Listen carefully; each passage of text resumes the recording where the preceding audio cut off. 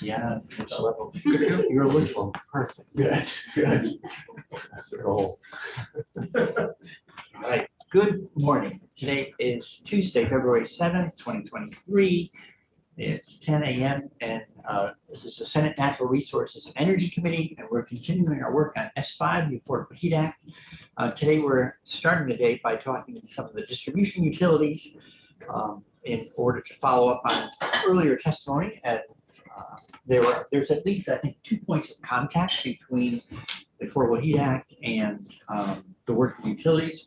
I'm guessing there's probably more, and we'll learn about that today. But 2 questions that have come up a number of times for the committee are, as we look to move from fossil fuels to electricity to provide more of our heat, are the utilities prepared for that additional load? And then the second point is that the Affordable Heat Act contemplates delivering measures to homes, just as under Tier 3 of the Renewable Energy Standard. Utilities currently deliver measures to homes. So we want to make sure that the programs are compatible and complementary and work well together.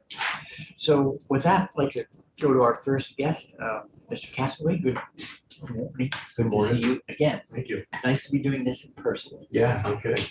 Yeah, thank you. So for the record, Josh Castaway, Chief Innovation Officer at Green Mountain Power. So yeah, thank you, Mr. Chairman, committee.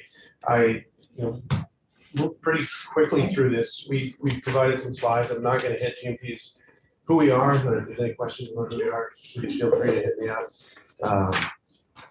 And just jump right into a couple things, answer your questions on kind of planning for the future, and also talk a little bit about resiliency, reliability, which are really key, obviously, as we electrify. And one quick question. Yep. I don't know. If No, sorry. It's okay. As needed, I'm happy to jump in. Candace Morgan from Green Mountain Power, but it will be handled by Josh. If you ever, for witnesses in general, if there's more than one and you want to have both people on the table, feel free to pull up a chair. Okay. Okay. Great. Thank you, Candace. So I'm just going to focus on the sort of resilience reliability work that we've been doing along with the planning to the question of preparing for the future of electrification and this sort of this transition. Starting with the resiliency reliability, obviously one of the key things, something that's been driving us for a number of years, is to continually increase the resiliency, the reliability of the system, the storms. We just had, again, record worst storms in GMP history in the last month. At the end of December, those two were those back-to-back storms combined to really be the worst storm we've ever had on record, and that seems to be not getting any lighter.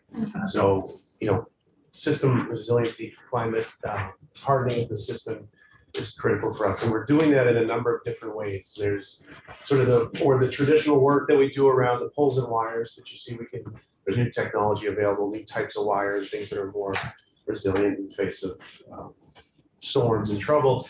There's new technology around burying distribution lines. That's something we're moving to very quickly. So especially as you get more rural, putting lines underground, obviously going to have a benefit there. And the cost has come way down with some of the technology that's available to bury that stuff quickly. And then battery storage, something we've been focused on for the last, it's almost 10 years now, with a heavy focus on batteries, both in homes and businesses, and leveraging storage, not just to boost resiliency, but also to provide us with a resource to manage peaks and peak demand and reduce fossil fuel consumption of the system overall, and increase that reliability in customers' homes and businesses when we get that deployed. We're up to, so for GMP, we are up to something like 4,000 customers or so that are taking part in battery storage programs. We're up to close to 20 megawatts, 20,000 kilowatts of small scale batteries in homes. So all combined, it's a pretty substantial resource. We leverage that resource for peaks. So again, we have one of these really, really cold nights.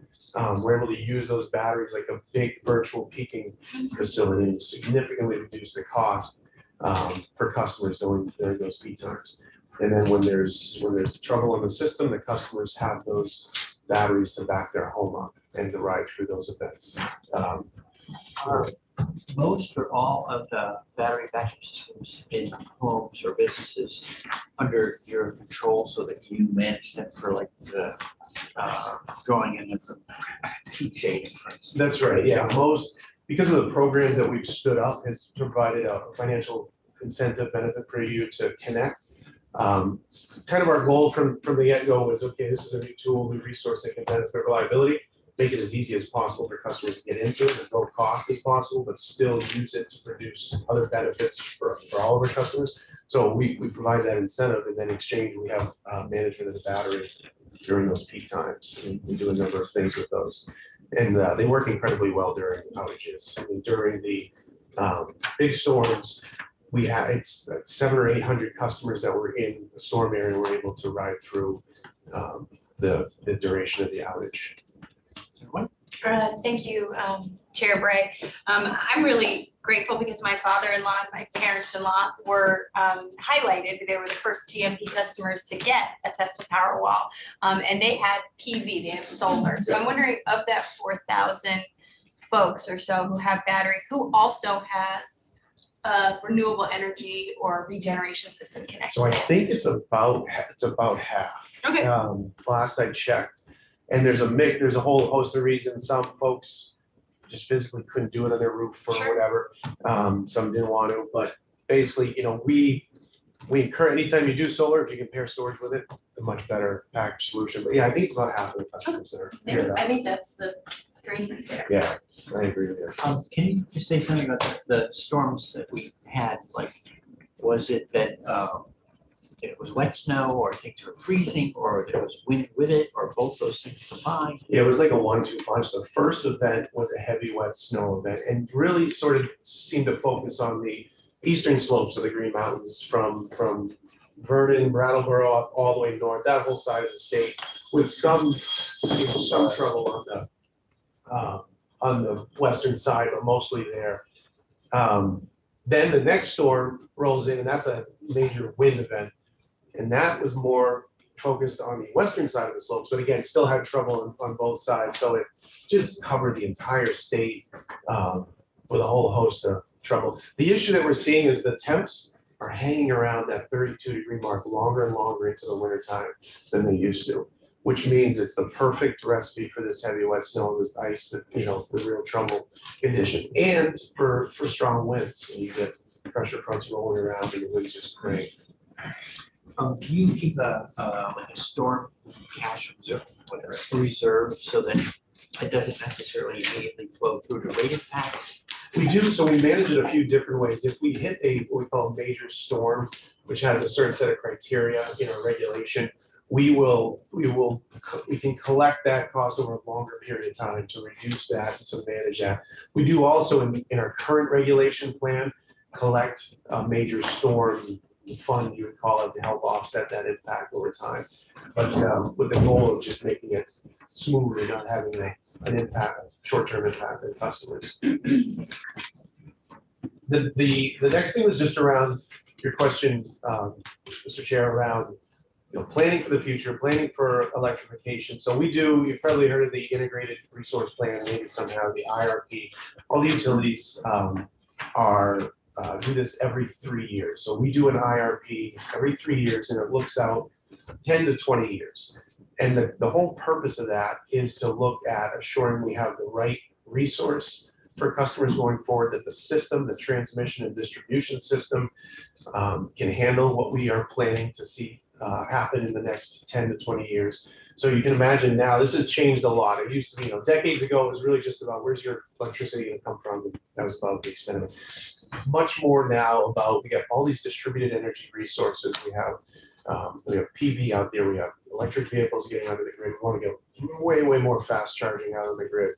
We want to electrify heating and business loads, and get off of fossil fuels. So take all that into account and make sure that we have the energy supply that we're going to need, that's going to be renewable, and that we can manage the grid from a peak demand impact.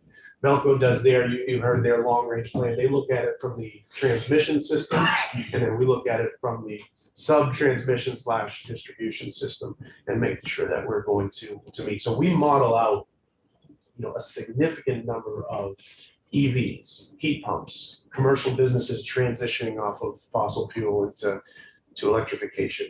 And we look at it from a few different aspects. Do we continue to have the energy supply that we're going to need into the future? And the peak demand, are we able to manage that as there's new peaks and electric peaks on the system? And everything we've modeled, including a really heavy, something, we look at like 200,000 heat pumps over the next 7, 8 to 10 years, another 60 to 80,000 EVs in the road, fast charging. And using the tools that we have today and the system we have today, we can meet that need without any major concerns on the grid. Velco did the same thing at the bulk level and had the same result. So that IRP process, and again, that's done every 3 years. So as we see changes coming, as we see new projections or predictions, we're going to continue to model that. And then we do some really we'll take 10 circuits around the state, and we will intensely model. Everybody gets an EV on that circuit. Everybody has storage. There's a bunch of fast chargers. What does it look like? What are the limits we hit? And we keep coming back with the management of the resource, using the battery storage, managing charging. We're able to manage that across the grid and not create new issues there. And yeah, those were really the major things when we hit. Make sure I answer your questions. The tier 3 question was another one. Yes. Yeah, it's for us pretty simple in terms of they should be compatible programs. They should work together. When we think about the need to accelerate this work, these two programs should, in tier 3 and Affordable Heat Act, work together to get as much deployed as possible, as quickly as possible. I think, as you've probably heard, transportation and thermal continue to be the biggest emitters in Vermont from a greenhouse gas perspective. And we're going to continue to do a lot of on the transportation, electrification side. But having these two work together, not against each other. So thank you for that. That was one of the questions that I had. Just to drill down a little bit in that, do you anticipate that incentives regarding tier 3 would stack on top of incentives for clean heat measures, or would they be separate in that it's just going to more installations rather than making the same installations cheaper? I would imagine it would be the former. They would work together, and you get more going, which I would see as accelerating. Again, I don't have been as involved in the specific language as some others, but again, I would see them working together.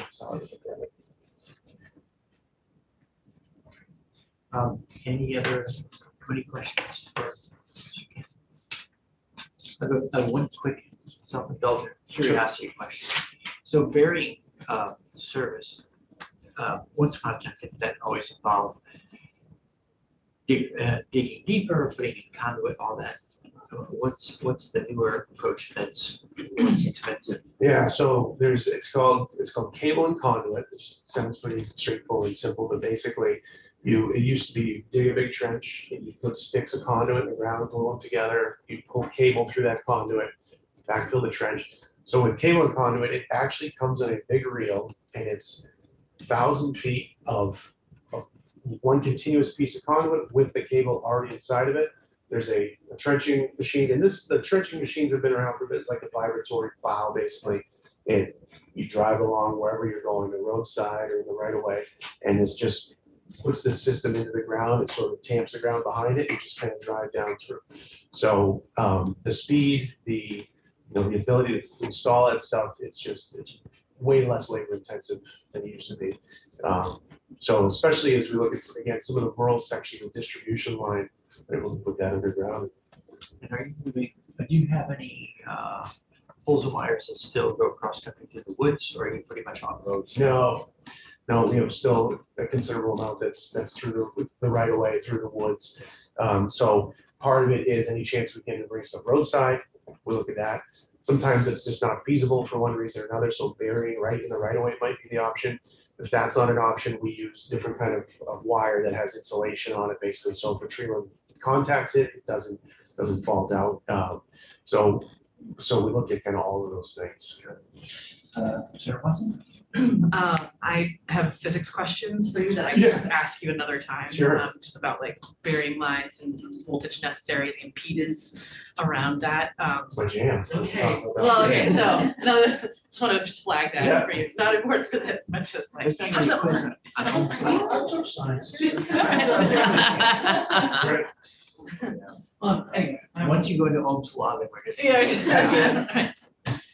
That sounds good. Okay. Thank you. Yeah. So any other questions for Mr. Hathaway? Okay, good to see you. Thanks. Yeah, thank you. Thank you.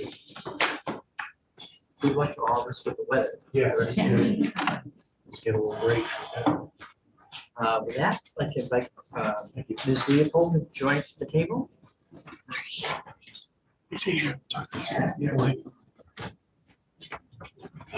Do you all have a copy of the slide deck, or would you prefer that I project onto the screen? We're good to go. All right. So for the record, Julia Leopold, that's the Director of Public Affairs.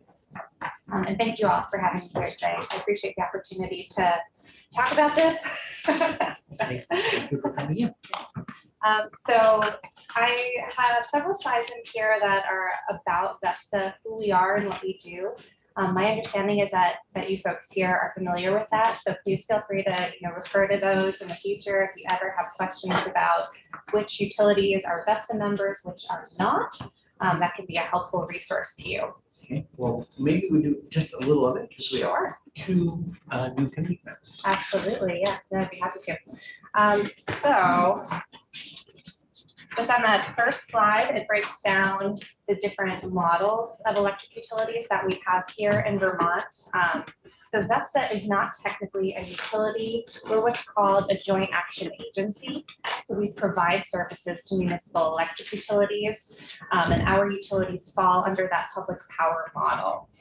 And then on the next page, there's that map that I've provided a link to, the Velcro map. I find this to be a really helpful resource to anyone who is learning about the utility industry, just to get a sense for which utilities are serving which communities here in Vermont.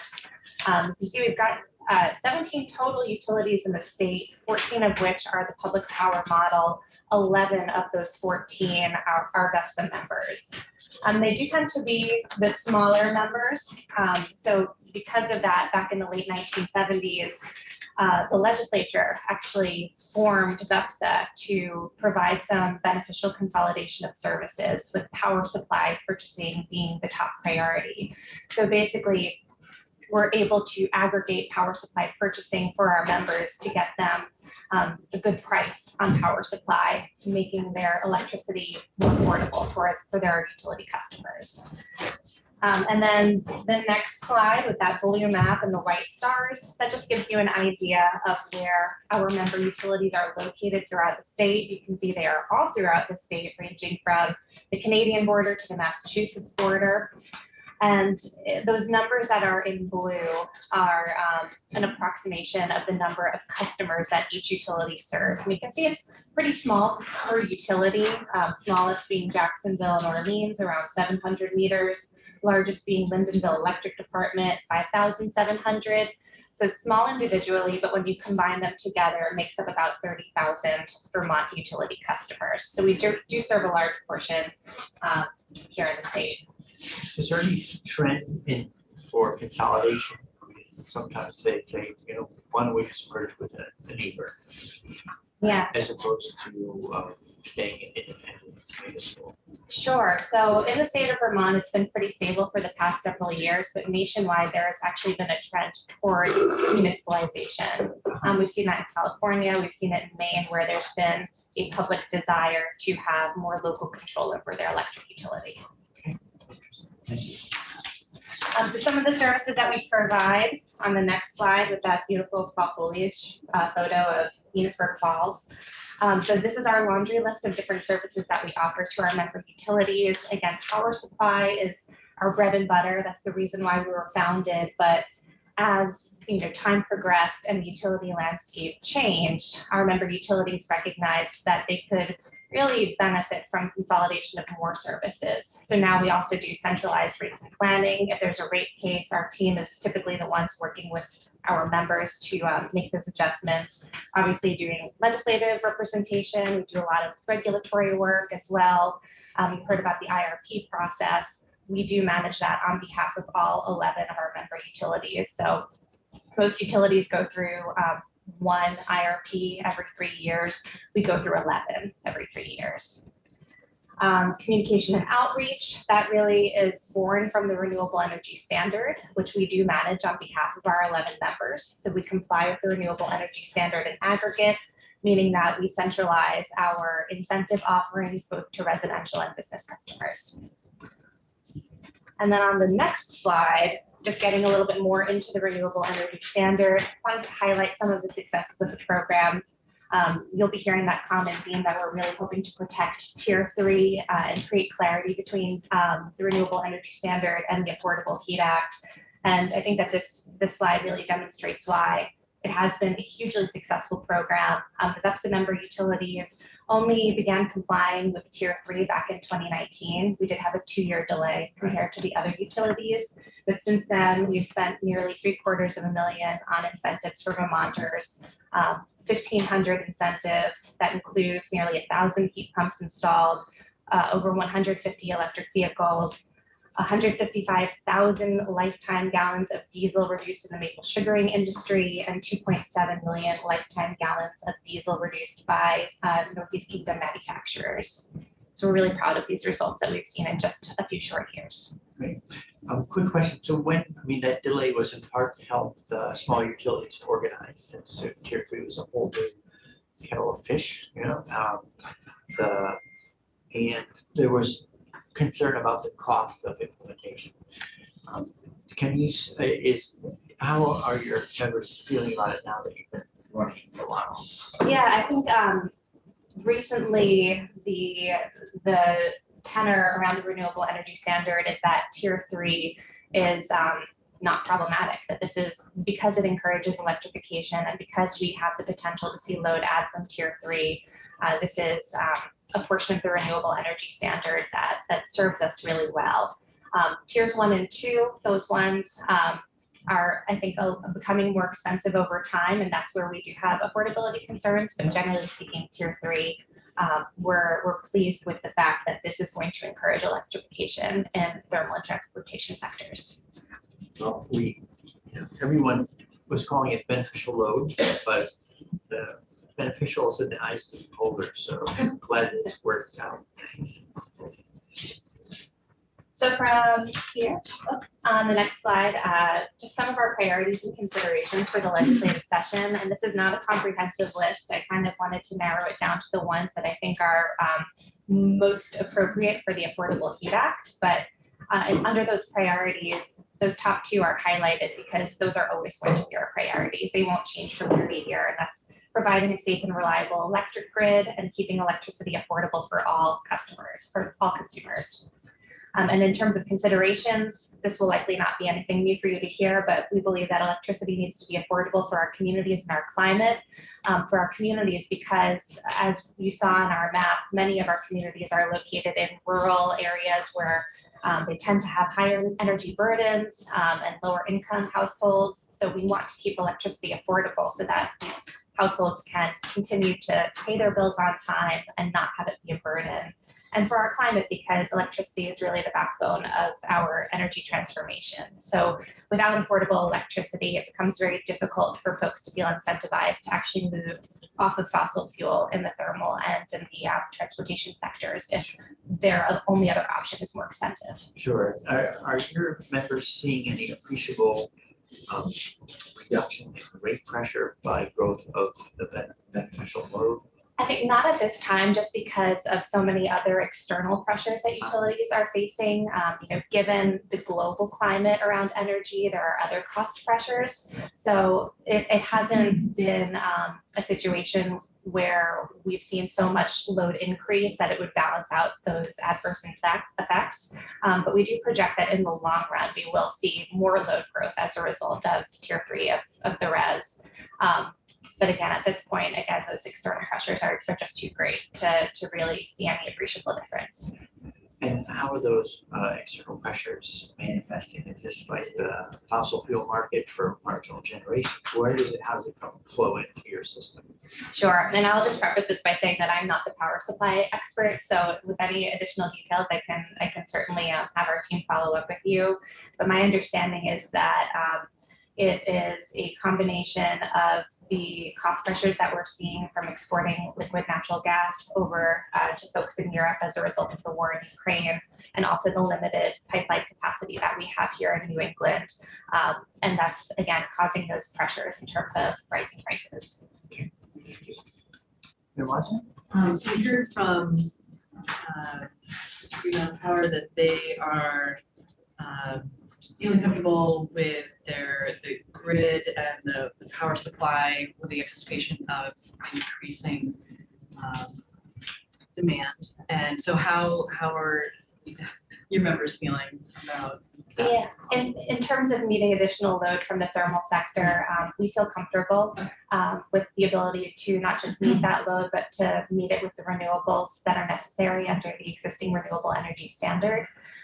Again, we also go through that IRP process, and we are modeling all sorts of different scenarios that would account for more renewables potentially. And that, again, doesn't seem like a problem to us. We don't really have concerns there. I think something worth noting, though, is that when you look at transportation of the thermal sector, there might be more customer level constraints that should be considered. For example, we know in Vermont we have an old building stock. Customers may need to upgrade their in-home panel in order to accommodate heat pump, especially if we're seeing that, in tandem with things like electric vehicles. Right now, there's not really a great understanding of how many homes would need that type of update, but we know that it is an existing issue. And in terms of distribution level transformers, the transformer that's serving the home, there's also the question there of how many of those do need to be updated to accommodate the added in-home load. So something that we're doing right now to get a better understanding of that, we're running a pilot in tandem with Efficiency Vermont. It's called PowerShift pilot. And this is more focused on the transportation sector, but it's helping us to understand when a customer is installing a level 2 charger in their home, will their transformer need to be upgraded? It's giving our member utilities a better sense into, okay, well, we have this added load, how many transformers do we need to upgrade? And then simultaneously, we're also working through the IRP process with Department of Public Service, and we're working towards creating an energy technology roadmap that gives us a better understanding of any distribution level transformers that may need to be upgraded to serve added load. There is IRA money for panel upgrades at homes, but I don't recall as whether or not there's also money available to utilities for like a transformer or distribution upgrades. Do you know if that's part of IRA or? I don't know off the top of my head. Well, it's a work in progress, I know, and we're learning more about it as we go. Senator McCormick. I'm surprised, maybe relieved is the word, but to hear witnesses from power companies to say that you're confident you can meet demand. Are you anticipating expanding your generating capacity, or are you saying that the present generating capacity will be sufficient? I'm going to try to answer this as best as I can again, given that I'm not the power supply expert, but I would say that we are able to meet added load anticipated with expansion in the thermal sector, transitioning from fossil fuel to electricity in accordance with the existing renewable energy standard, and also modeling out with some different renewable energy standard models as well. You can do that with what you've got now. I believe so, but we are also, I should mention, exploring opportunities for battery storage. We are looking at utility scale battery storage. We recently submitted a concept paper for federal funding to look at installing utility scale battery storage across several different member utility territories. And we're working with some local partners that are battery developers to investigate the different locations and do site studies. We were recently just encouraged to go ahead and submit a full application to get funding for more battery storage to meet some of those needs. Second question. I hear from constituents who are opposed to this bill, and they ask somewhat sarcastically, it's a rhetorical question. Aren't you jumping out of the fire, out of the front end into the fire because electricity isn't really clean? Because it's dirty how we make it. So I would respectfully disagree. In Vermont, again, we have the renewable energy standard in place that moves us towards 75% renewable by 2032. We also currently, as of our most recent Public Utility Commission approval of our 2021 compliance of the renewable energy standard, we are 65% renewable and 95% carbon free. well, there are people who object to how we define renewable. Okay, can you? Sure. I would say that having a renewable energy standard in place keeps a consistent definition across all of the Vermont utilities, and however the state chooses to define renewable is how we comply. So,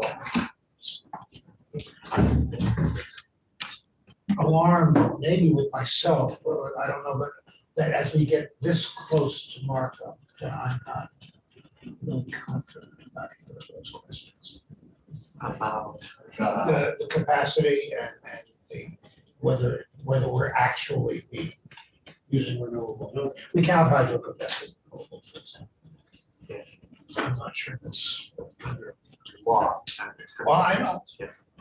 All right, well, so far I've heard, I don't want to put any words in mouth. Green Mountain Power was very comfortable with the anticipated load by virtue of their IRP work. Am I hearing correctly that by virtue of the same process that your member utilities are also confident about it? Yes. Yes, we feel comfortable with the ability to meet added load from the thermal sector.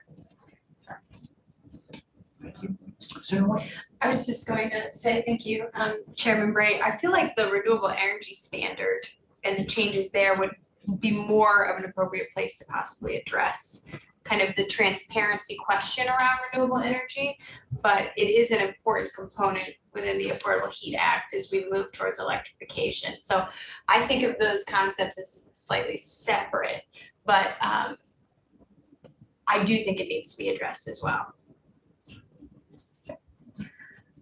I'm ready. Right, okay, so I'll move on. That last consideration on that slide is just about transportation and heating of our homes being the highest GHG emitting sectors, which I believe everyone in this room is familiar with that concept. And I've included the graph on the next slide, which just goes to show that electricity, again, accounts for 2% of greenhouse gas emissions in the state, which again is a testament to how our renewable energy standard is working well and how Tier 3 is working well. Some benefits of the Affordable Heat Act, I'll go through this quickly. Something that our member utilities appreciate about this introduced bill is that it takes the lead to regulate the entities that are responsible for the greatest greenhouse gas emissions. It establishes a system where the cost burden is largely incurred by those who are causing greenhouse gas emissions. It encourages electrification of the thermal sector, and it attempts to minimize adverse impacts of energy burden customers and align income definitions of those of existing programs and entities. I will just call that out as a challenge that we've seen in Tier 3 with the renewable energy standard. And we appreciate the recognition that this bill has on that challenge. And then some recommendations that we would have. And again, I think the overarching theme here is that we want to protect Tier 3 as it is currently written in the renewable energy standard. We want to reduce complexity and create more clarity between how Tier 3 and the clean heat or affordable heat standard would mix. We recommend keeping the Affordable Heat Act exclusively focused on thermal measures to reduce any ambiguity. And ideally, to address those two concerns or recommendations that we have by including clarifying language directly in the bill or directing the PUC to address those. And I did include some recommendations for proposed language changes. I will say these are intended to be a springboard for conversation. Sure. But I think the most important thing here, again, is that there either be language or a direct request to the PUC to ensure that clean heat credits and tier 3 credits are not interacting in a way that's competitive and causing affordability concerns in tier 3. Well, thank you for proposing language. I've learned in my other jobs, everyone likes to edit, no one likes to write. So you've stepped up and written something, guys. Happy to do so. And I can leave it there. So again, want to say thank you. We appreciate the opportunity to be a sounding board for you all and are glad to be able to come in today.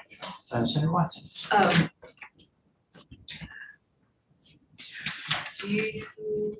I'm interested in the language that you provide here. Could you just walk us through, I don't want to take up too much time to do this, but is there like a bullet point for each one of these, like this is what this does Yeah. and this is why we want it? Sure. Yep. Okay. So on that first proposed language change, we recommend inserting a sentence in the definition of clean heat credit that acknowledges that clean heat credits that are created as part of an energy transformation project in the renewable energy standard should not impact the quantity of megawatt hour equivalents calculated in that section of tier 3. So that's basically saying the unit that we use to comply with tier 3, we don't want to see adjustments to those values as a result of clean heat credit being generated, because our incentive levels are set based on those values of megawatt hour equivalents, and it might affect what we're able to claim and what we're able to offer as an incentive. On the next page, this section under tradable clean heat credits and credit eligibility, the attempt here is to clarify who is able to claim credits, claim the clean heat credits. And it offers a suggestion that if a distribution utility is providing a tier 3 credit, then the distribution utility should also be able to claim the clean heat credit, and that nothing in this section requires the utility to sell or transfer those clean heat credits to an obligated party. So utilities might choose to retire them. Exactly. And then the last page, and this goes back to the recommendation of keeping this Affordable Heat Act focused exclusively on thermal measures. We're recommending striking that renewable energy systems as a clean heat measure, because we think that starts to encroach on renewable electricity policy, where this should, I think, stay in the scope of thermal measures. Again, just to keep those policies separate and allow for, I think, more clarity on what this bill attempts to achieve. So focusing on the appliance and not necessarily the source of power for that. Exactly. Yeah, that section for us raised, I think, some more questions than answers. For example, Swanton Village is a 100% renewable electric utility. What type of clean heat credit adders would be available to anyone in Swanton who were to install a heat pump in tandem with solar when they are already getting 100% renewable electricity? Thank you very much. Sure.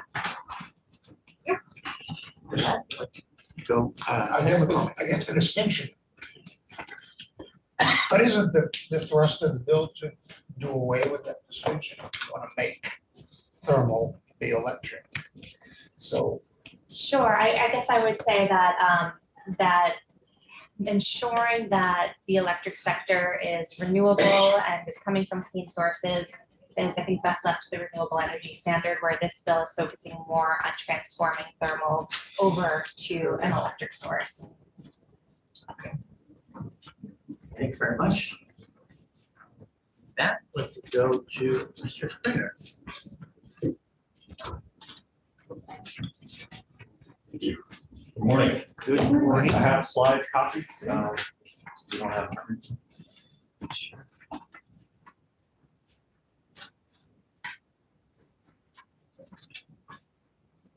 So good morning, Darren Springer, General Manager with Burlington Electric, here with my colleague Amber Whitmayer, Regulatory Specialist. Wanted to talk a little, since it's our first time in the committee, about our net zero energy initiatives in Burlington and how they will potentially dovetail with the Affordable Heating Act. So just on the first slide, a little about Burlington Electric. We are the municipal electric utility for the city of Burlington. We're the third largest utility in the state and the largest municipal utility in the state. We have our own energy efficiency programs. We have our own EEU, essentially, that does what Efficiency Vermont does for the rest of the state. We are 100% renewable since 2014, the first city in the nation to achieve that distinction. We operate the McNeil wood chip plant, which is the largest energy producing plant in the state on behalf of joint owners, which include GMP and BEPSA, along with Burlington Electric. And we are a roughly 60 to 65 megawatt peaking system. We peak in the summertime. And for a period of years, for about 12 years, we had no rate change, even as we became 100% renewable. Coming out of the pandemic, we saw some rate pressure and have had a rate change now for the last 2 years running. And we expect to have hopefully moderate rate changes going forward. So on the next slide, you can see our vision about making Burlington a net zero energy city by 2030. Part of this is being 100% renewable since 2014. Burlington Electric and the city have had the ability to look ahead and say, what is the next goal for the city? Really, it is to reduce fossil fuel use in the thermal and transportation sectors. And so we've adopted this goal. We have a roadmap that was commissioned and published in 2019 and adopted by our city council. You can see the web link here. And we've been tracking our progress annually with Synapse Energy Economics, which helped design the roadmap for us. So the chart here shows the actual thermal and ground transportation fossil fuel use in the city of Burlington from 2018 through 2021. I expect to have a new update in April, roughly. So we're working pretty much on a annual basis to try to keep up with this. What we saw was reduced driving, particularly during the pandemic, combined with some of our measures, helped to reduce emissions significantly between 2018 and 2020. We saw a little bit of a kind of a flatlining / a bump in 2021 as the economy reopened, although far less than what we saw nationally. So currently we're about 12.5% lower in fossil fuel use and emissions in Burlington in 2021 than we were in 2018. And this is one of the most ambitious local climate goals anywhere in the country. I know Montpelier's done some good work in this regard as well. And our friends in Ann Arbor, Michigan have a similarly ambitious goal. But there are very few governments anywhere that are really striving for net zero 2030. Often it's net zero 2050. And that forces us to be as ambitious as we can be. So on the next slide, one of the tools in the toolbox for us to help reach this goal was the Net Zero Energy Revenue Bond, which is a bond that we went to voters in December of 2021, received 70% support, issued the bond in 2022. And it's aimed at a lot of the questions that I think we're discussing here this morning, electric grid upgrades to support electrification and enhance reliability, investments in our renewable energy facilities, investments in charging stations and electric infrastructure. And also, it will allow us essentially to free up liquidity to support going above and beyond what Tier 3 requires of us over the next several years. So if you go to the next slide, the slide that's titled Double Strategic Electrification, essentially by investing the revenue bond monies into our grid, we are doing something that was outlined in our IRP in 2020, which said that we wanted to move from being roughly about an 80 megawatt grid today to being 102.8 megawatts to accommodate additional strategic electrification. And the first tranche of investment in that is the revenue bond. And we also, as I mentioned, free up some resources. So during the period of 2022 through 2025, we have funding double the level of tier 3 compliance to support our customers with incentives for EVs and heat pumps and all of the different electrification measures. We are consciously trying to go above and beyond the already very ambitious tier 3 goals in order to attempt to meet our net zero 2030 goal. So on the next slide, you can see some of our programs and our funding. This was for calendar year 2022. You can see that we had a tier 3 budget of 2.1 million and an EEU/Act 151 budget of 1.55 million. And these are some, not all, of the measures that we offer. We have some of the strongest rebates, I think, in the state for things like heat pumps and EVs. And these are now going to dovetail, hopefully, with the IRA incentives. And in some cases, you're going to have a really, really significant benefit. If you're looking to get a new electric vehicle, for example, and you go to get a Chevy Bolt that's $31,000, and you can get $7,500 from the federal government, 4,000 income qualified from the state of Vermont, and 3,000 income qualified from us if you're a low moderate income customer, you can knock almost half the cost off of the vehicle right there and get a new EV cheaper than you would be able to get almost anything. And then similarly for a heat pump, if a new single head heat pump is maybe $5,000, $5,500, we're offering incentives and the federal government's offering a tax credit now. You might be able to get 75% of the cost of that heat pump covered, for example, between our programs and the federal programs. So, you know, to the question that I think you had asked, I think there's an opportunity not only to stack incentives, but in some cases the incentives may be strong. Maybe we can add more measures under something like the Affordable Heating Act. So on the next slide, you can see. Sorry. Sorry. No, it's okay. All these rebates and incentives are awesome. You know, I'm thinking of the map that shows the energy burden of families by region, and I mean, we know that people who live in more dense areas are going to have a lower energy burden anyway. Mm-hmm. But it also makes me wonder if there's an additional, well, I don't know, I'm not being able to compare necessarily like apples to apples right now about like the incentives that you all are doing because you have this revenue bond to like what other distribution utilities are able to do. I'm wondering if there's an, I realize this is probably not a really very answerable question, but I wonder if there is a measurable effect of energy burden that is reduced because of these incentives on top of the already present effect of just density. I mean, there could be. I mean, and I touch in a couple slides on how much of our incentives are going for our low and moderate income customers.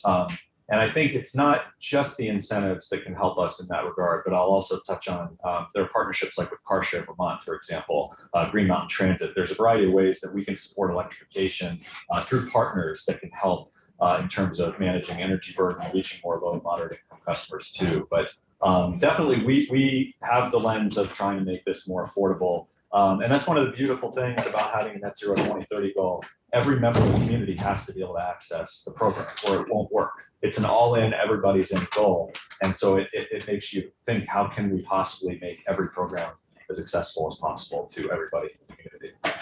I don't have any data or literature on that. I'm just speculating. Yeah, no, it's a good point. Thank you. So on our next slide, you can see our tier 3 program, and we started in 2017. The RES came into effect in 2017, so it's about coming into its 6th year of implementation. And for a few years, we had worked to ramp up our uptake, but we were below the orange line, which was the program obligation line, which meant we had to use additional solar credits essentially for those years to reach compliance. Starting with the publication of our roadmap and a number of these incentives being offered under our green stimulus during the pandemic, we were able to boost adoption significantly. In 2020, we had 2 electric transit buses from Green Mountain Transit come in, as well as the Hula geothermal system at the Hula complex in Burlington. So that's why 2020 spikes off the pace. But what we've been able to do is, even without those unique measures, we've stayed above the tier 3 compliance level in 21 and in 22, and we're 22 numbers are kind of not final here. That's a projection based on December. we're hoping to see this continue. We're looking consciously to be in that space above that compliance line. Just a couple more kind of from the chart side of things. I mentioned the green stimulus. So in 2020, in the midst of the pandemic, we bolstered a number of our incentives to try to support our customers and support the clean energy workforce, particularly our heat pump incentives. And so in June of 2020, when we launched that green stimulus to today, we have 20x the number of residential heat pumps installed in Burlington. So you can see fairly exponential growth here on the curve when we look at our residential heat pump installations compared to when we launched that program. And on the next slide, you can see what we were just talking about as we've also tried to enhance and improve the rebates for low and moderate income customers. We're seeing typically between 15 and 20% now of our incentives going to low and moderate income customers for EVs and for heat pumps. And that's up. That, you know, we started at a very low number and we've been working up, and we're hopeful to continue to push that number up, particularly when the state launches the rebates for low and moderate income customers later this year under the IRA programs. And then just a couple other slides, but we'll touch on, I think, some of the items that are most relevant, most pertinent to today's discussion. I did want to mention under this BED and city energy innovation projects that are underway, we do have, and it's mentioned here, a really good partnership with CarShare Vermont. Not everybody wants to own a vehicle. Not everybody can afford to own a vehicle. We've partnered with them to install charging stations around the community and make sure that EVs and plug-in hybrids are accessible, particularly in areas of the community like the Old North End, where there may be less off-street parking and less opportunities and more renters in terms of charging. We also, and I'm pleased to note that we submitted last week in partnership with a group of important organizations working with us, documents within the Act 250 process for the first time ever to advance district energy in Burlington, which would be the most significant thermal sector measure to reduce fossil fuel use in the city. And that would be piping steam from McNeil underground to the university and the hospital and helping to decarbonize load at those locations. So we project district energy could reduce emissions in the commercial sector in Burlington by around 11 to 15%. And I wanted to note that it's a measure that's allowable under this bill, and we support that wholeheartedly. Thank you, Chairman Bray. So the McNeil Power Plant is certainly something that even down in Windsor County, I've had constituents reach out to me with really big concerns that this is not the direction we want to go generally, or that using this form of generation and even allowing it in the Affordable Heat Act is essentially greenwashing. Okay. And I'm just wondering if you could speak a little bit to that, because I've received some information that makes me interrogate that point of view a little bit more. Yeah. Forgive me and cut me off if I go too long. I'm very proud of the work we do at McNeil, and I've looked at it, very carefully over the 6 years that I've been at Burlington Electric. McNeil is important for a variety of reasons. As renewables, goes to your point, Senator McCormick, I think that you were raising before, being 100% renewable, we can't do it all with wind and solar. We need resources that have different types of operational capacity. So we have wind and solar. We love wind and solar. We have hydro. We have large and small hydro. We have in-state and out-of-state hydro. And we have wood energy. And McNeil is dispatchable. So what happens in the winter in New England is prices go up because we don't have adequate supply. We end up running on oil in the region at a significant level when any kind of cold snap comes in, including this past weekend. I think we were up near a third of the generation in the region being oil.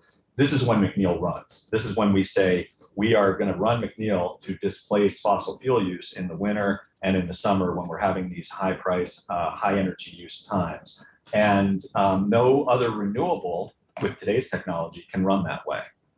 So it's important from that kind of standpoint, from a grid reliability standpoint, from an in-state generation standpoint. We don't have a lot of in-state generation, so it produces, it can produce between 220,000, 270,000 megawatt hours of electricity annually. 5 acres of solar is going to produce around 580 megawatts. So just to give you a kind of a scale. We also have looked at the emissions from McNeil. Anything that we do in carbon accounting with wood is very complex. We asked the EIC to do analysis of McNeil and count any and all fossil fuel use that's involved in transporting wood to the plant, and compare us to the fossil fuel plants that run when we run, and don't even count any of their upstream emissions, methane leakage from pipelines, extraction, drilling, etc. And VEIC's analysis in 2022 said McNeil reduces emissions by 85% relative to those fossil fuel sources. We also have data that suggests that in the areas where we harvest in New York and Vermont, between 2003 and 2020, we've added, and by we, I mean we, those areas, not we, the plant, but we have added over 20 million tons of carbon storage in live trees. So we're not losing carbon storage in the areas we're harvesting, we're increasing carbon storage because we have 4 foresters and we do a lot of work to try to be sustainable.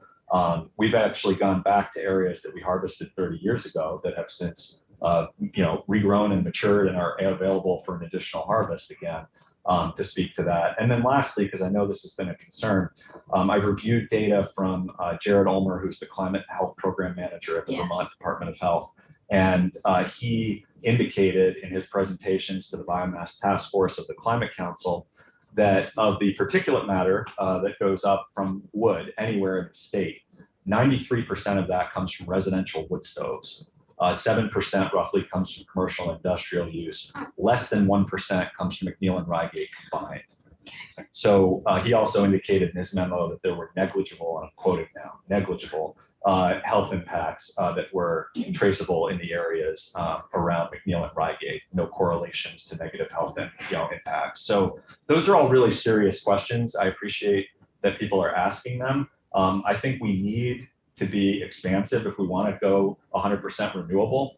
And I look at states like Minnesota that I think is also a leader on policy. They just passed this session 100% clean energy standard.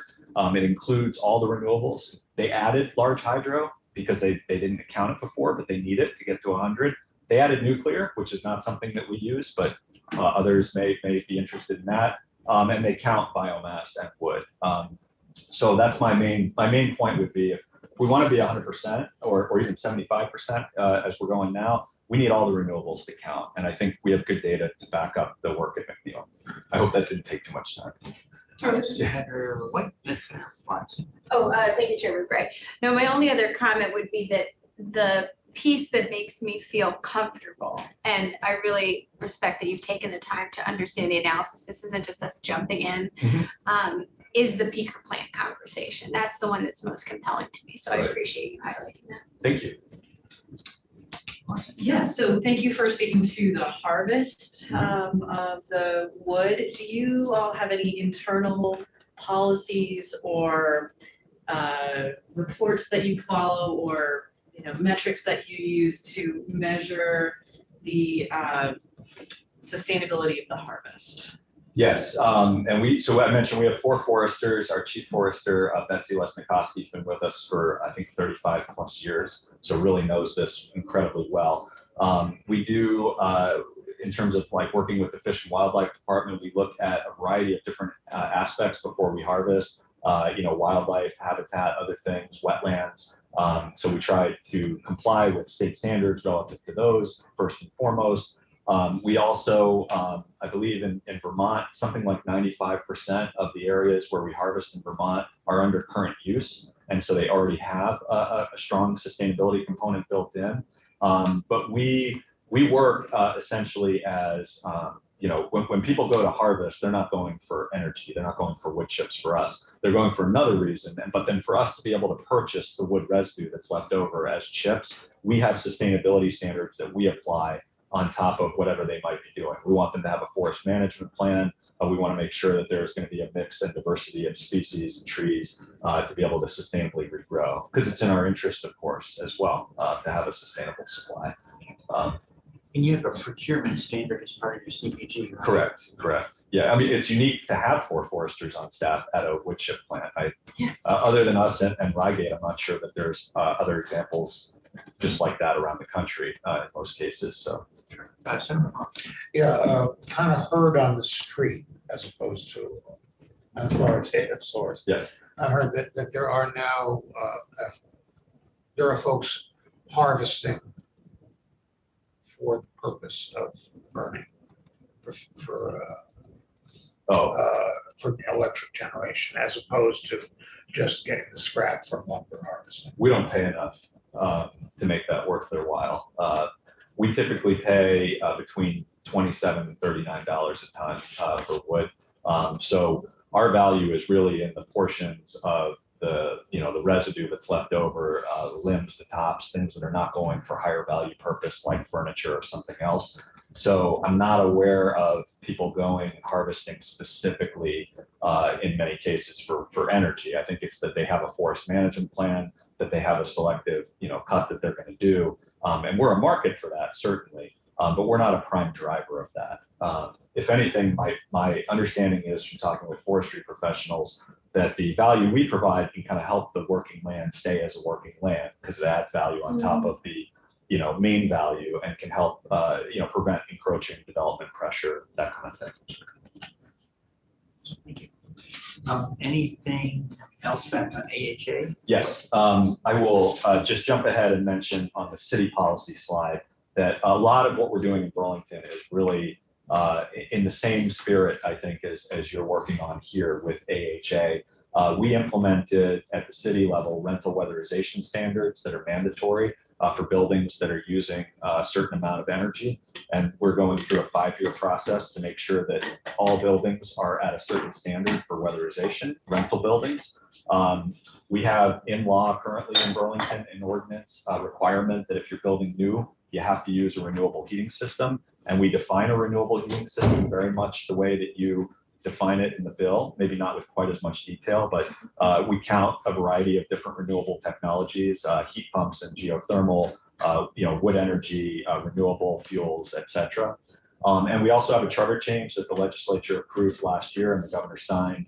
And we have a ballot initiative that's going on town meeting day that is seeking to expand on this work by having new construction be 100% renewable, all thermal uses, and large existing buildings that pull a permit for heating or water heating also have to go renewable, or there would be a carbon impact fee at the time of permit. And that's what the ballot initiative is going to be about in Burlington. So I think a lot of what you're doing here could really add additional tailwind to the work that we're doing in Burlington.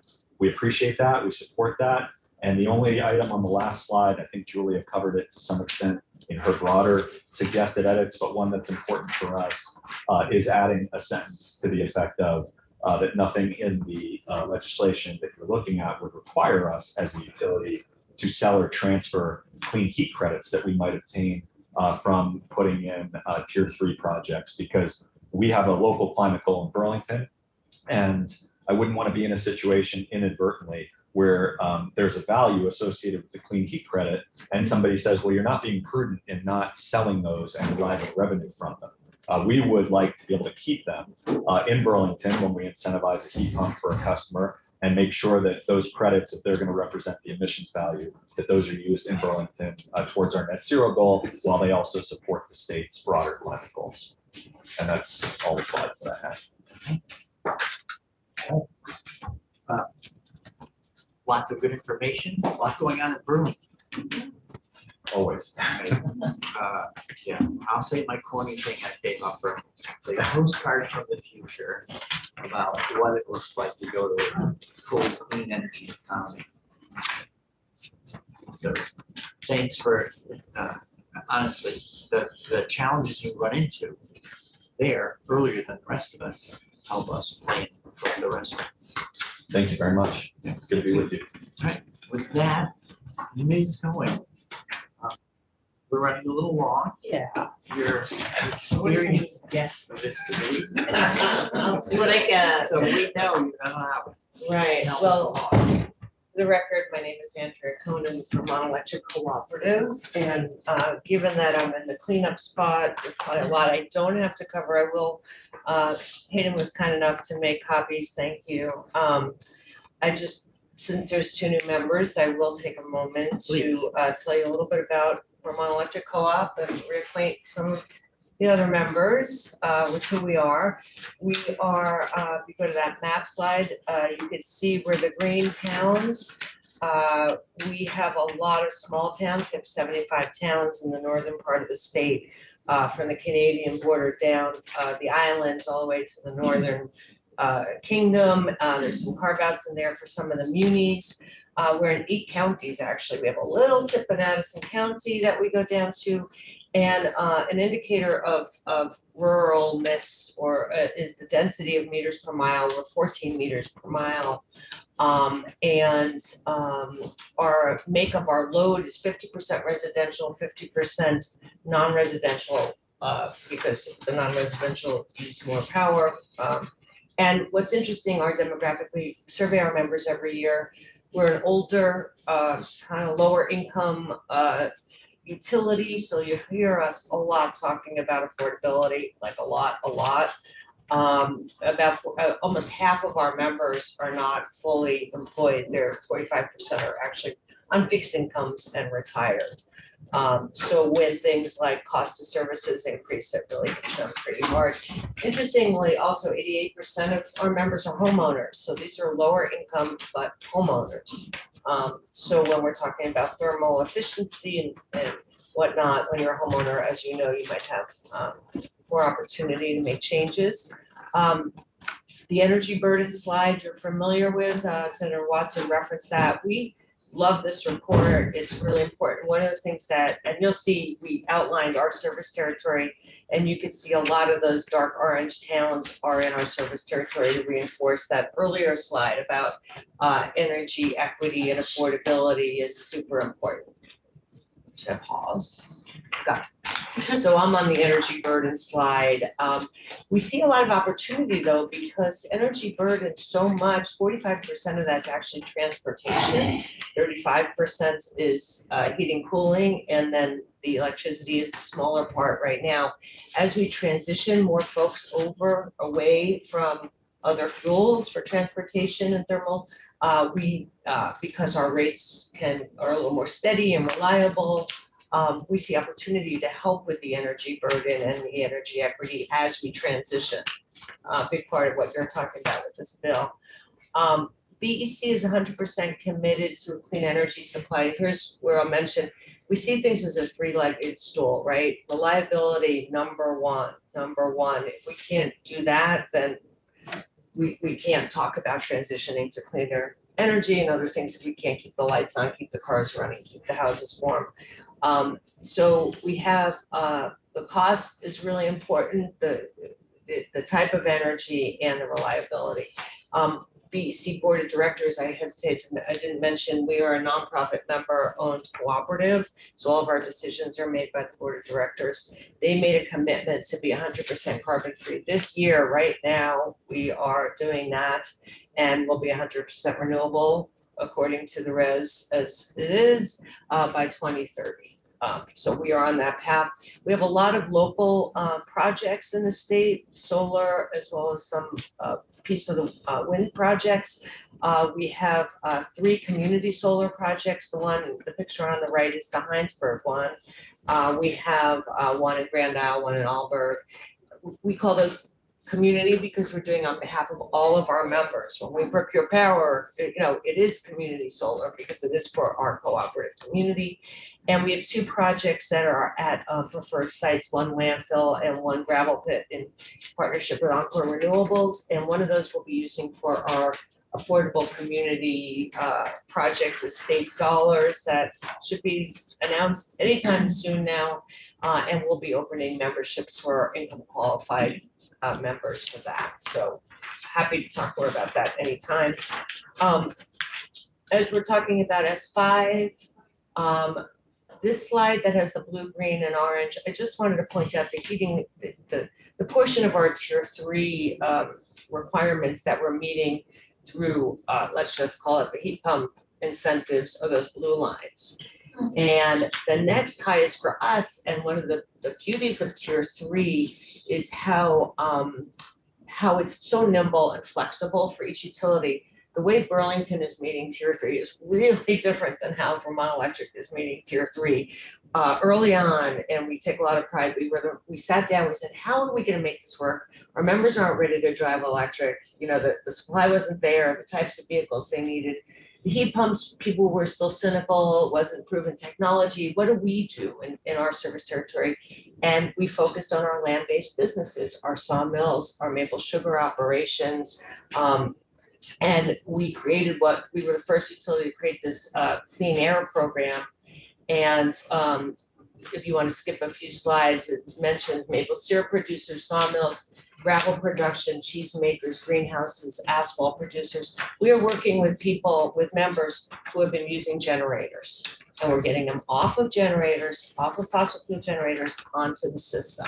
And how do we do that? Sometimes it's service upgrades, sometimes it's line extensions. Why didn't we do that before? You know, that cost was going to be incurred by the member and it was going to be really expensive. So now we cost share with them. And each one is custom and made up. And as you can see from that earlier slide, that's our second highest measure of like how we're meeting our tier 3. But the heat pumps are still, 70 to 80% of our tier 3 requirements are being met through thermal. So to the points of my colleagues saying, let's make sure, one of our goals for this bill, and I'll just kind of cut to the end, is to make sure that whatever gets created here doesn't make it frankly more expensive for us to do the tier 3 work that we're doing now. So if we got less credit per our investment, that would be problematic. We don't want to see that. And like a witness said earlier, we see these as complementary programs. The whole will be greater than the sum of the parts. We're not too worried about the double counting concern. We're going to do what we're doing. We're going to keep doing it. And the more cost effectively we could do it, means we could do other incentives or we could partner on more innovative projects. We also, one of the critical things for us with these new, bills of looking is to not tie our hands so that we can continue to innovate. If tier 3 was so prescriptive, we wouldn't have been able to do our clean air program, right? Which is proving to be a model for other folks to use. So, being able to innovate and to be nimble and, our way of doing tier 3 is different than others. I hope as we go forward, and it's relevant to RES as well, if we have those conversations, if we're allowed to innovate, if we're allowed to negotiate, that's another thing, that we're able to negotiate credit sharings or, cost, like that helps us bring the cost down. So we can meet all 3 of those things we talked about: reliability, cost effectiveness, and clean energy. We'll get there if our hands aren't tied too much with 2 things that are too prescriptive. So I don't even know what else I have on my slides, but I think I covered the main points and happy to One come quick back. question, but Yeah. Senator White first. Thanks, Chairman Bray. Thank you so much, Ms. For Cohen, sure. for being in today. I just wanted to highlight something you said at the beginning, which I think is oftentimes counterintuitive, which is that what I heard you say, correct me if I'm wrong, is that with more energy equity, with reducing the energy burden and increasing maybe demand even as you do that on your electric grid, you could actually see rates reducing or staying stable. That is what I heard, and I'm wondering if you could just spend Yeah, some I time on wouldn't that. say rates would go down, like, Okay. because we're running a business like you all. Our cost of health insurance, we've talked about cost of power supply. One thing that hasn't gotten mentioned today, supply chain, is probably the biggest barrier we'll see for rolling, like, can we accommodate this increased load?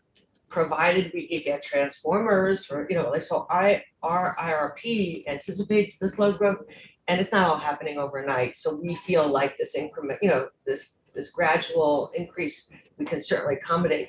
But we're up against some real challenges with, getting transformers right now, right? Just like, even if you paid whatever, let alone the cost. So the cost and the availability of equipment would be a potential challenge. So I don't want to say our rates have never gone down, right? Sure. So the thing they'll be less bad, like it'll mitigate some of the increases, because as a small co-op, even though we're the second largest utility in the state compared to other states, we're pretty small.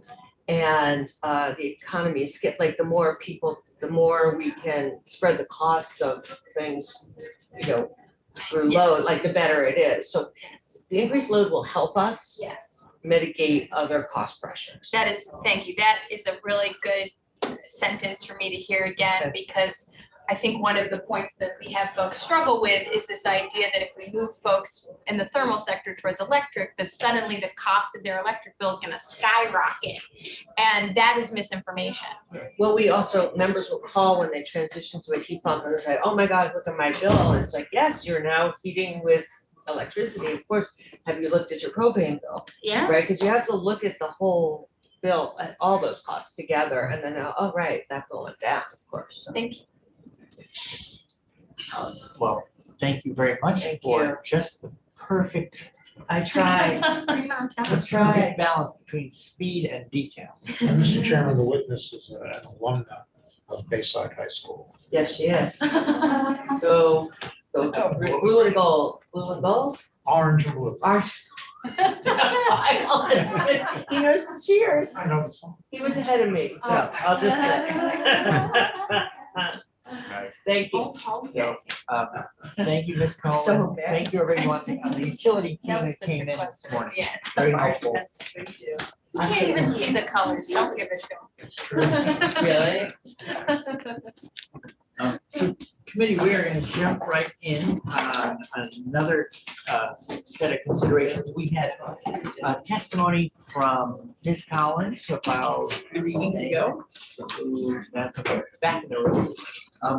And we had asked if we could learn more about suggestions about how what this program should be conscious of as we look at the very world of housing, which we're certainly, we know that we're going to be affecting the world of housing, but we know that we need to reform. So with that, good morning, Ms. Meyer and Ms. Collins. So thanks for coming in. I think my short version of the question is, what do you want this committee to keep in mind as we continue to work on this file? Thanks. Oh, you need to mute yourself. I was gonna, Like, to make your phone. I was gonna try to share my presentation because I didn't bring hard copies, but I guarantee you the abilities to do that. I'll give it a try. I'm not the technology queen. Yep, you got it. And then if you want to go to your PowerPoint. You get share. This is a full service committee. All right, Thank thank you. Very good morning. So I'm Kathy Beyer. I'm the Vice President of Real Estate Development for Evernorth. And many of you may remember Evernorth. We, as a company, are only 2 years old. We merged in 2020, right during the middle of the pandemic, with we were known as Housing Vermont. And we merged with a sister nonprofit located in Cortland, Maine, and we now work in Maine, New Hampshire, and Vermont.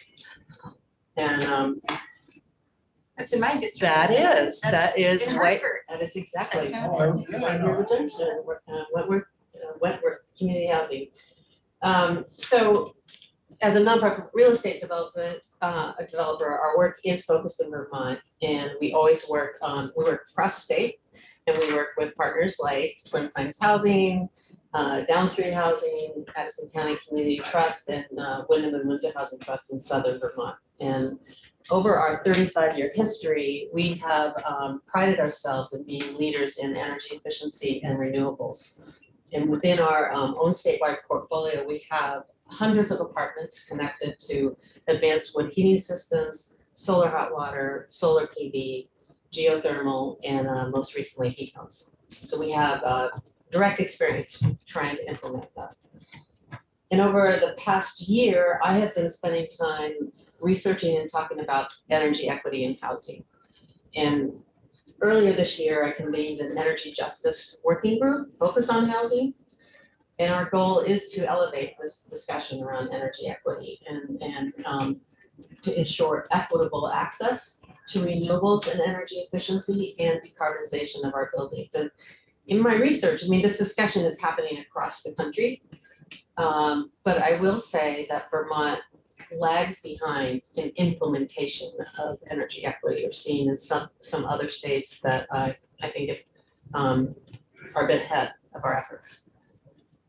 So you know this, I think you've probably, this slide is from Energy Action Now, right? The lowest income Vermonters, their energy burden is over twice that of the median income. There's another slide. This is how much energy we use by income quintile, and guess what? Those of the upper income use almost 3 times as, or 2 times as much at the lower incomes. Actually, the higher income households have a bigger responsibility for greenhouse gas emissions. And in our 2022 comprehensive energy plan, I believe you have some testimony on that.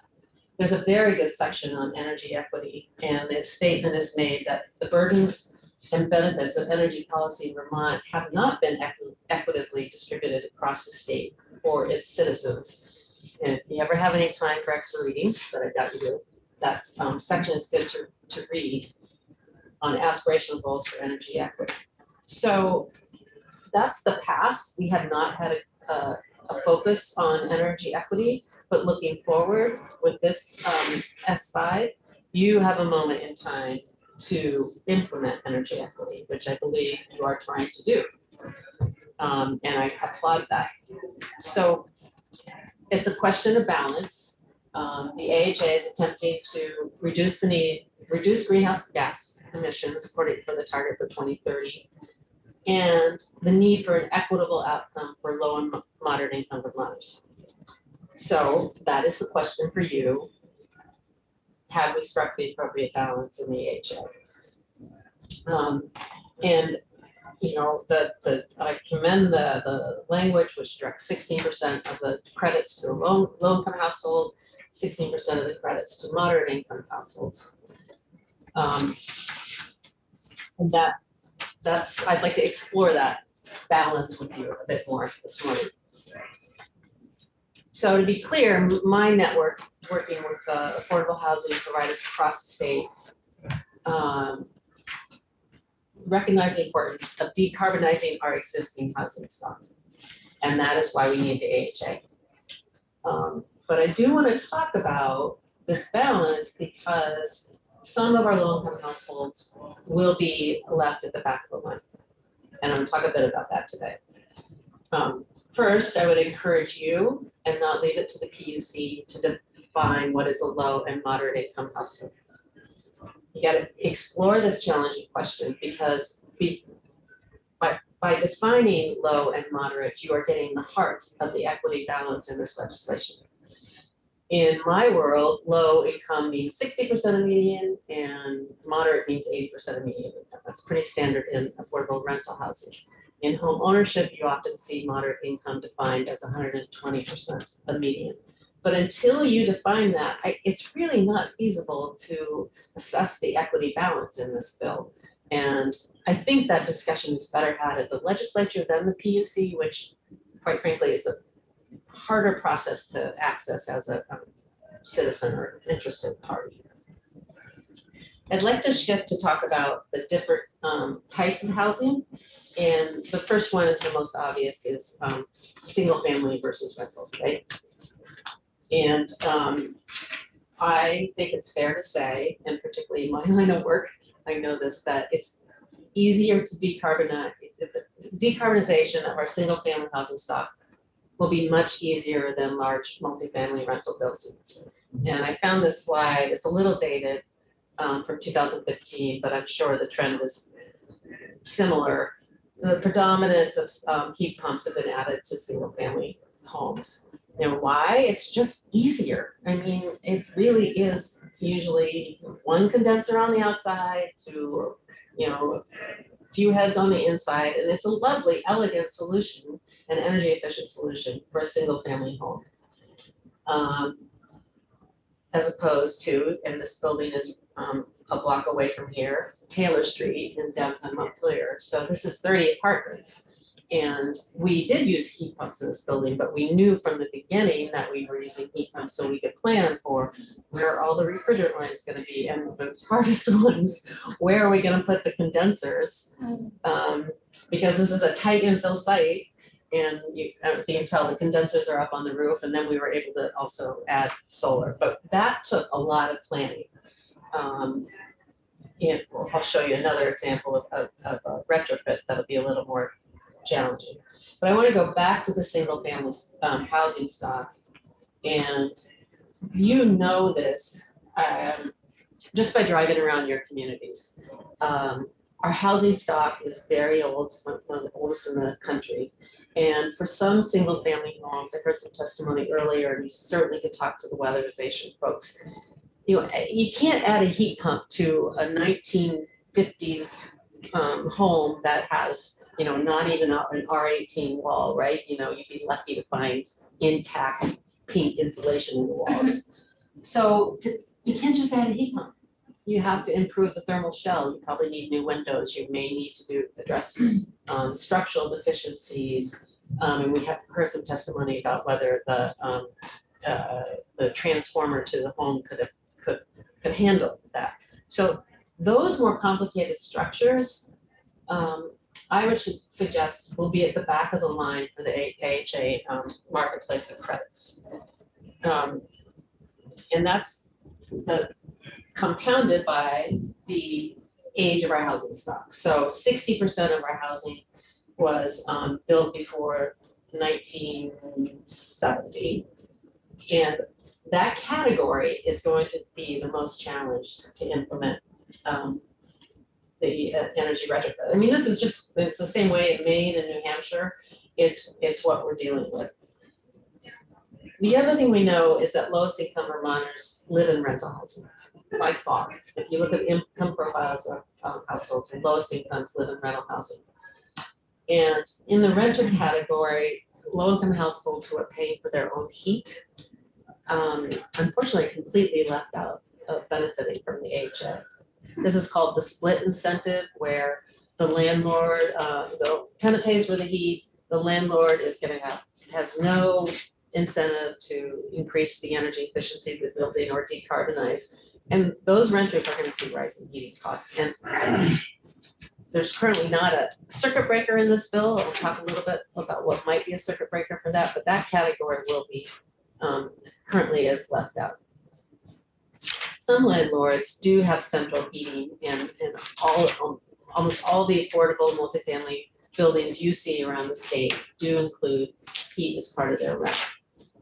So that those building owners, right, they're going to pay attention to the rising heating costs and of course will want to, where possible, retrofit their buildings. But again, the older stock, and in this case, historic stock, and Senator McCormick and Senator White might recognize this building. This is Union Square in downtown Windsor, 42 apartments, lovely. Locally as the block. Yes, what used to be not such a great place to live. We renovated it about 15 years ago. You can see it's a lovely brick building, and I honestly don't know if we could add heat pumps to this building.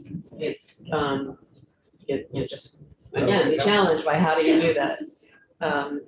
Currently, it uses fuel oil, but we have done a feasibility study to do advanced wood heat.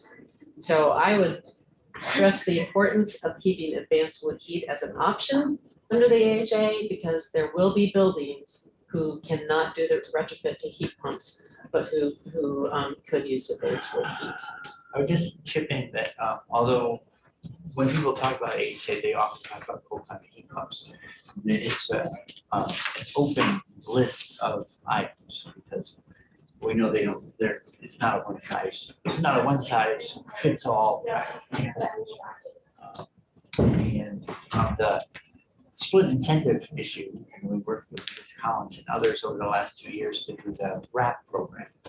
So one of the things we're trying to do in the design of this bill is make it complementary to every other program that addresses energy in the state. Will the RAP program address that, solve that split incentive problem?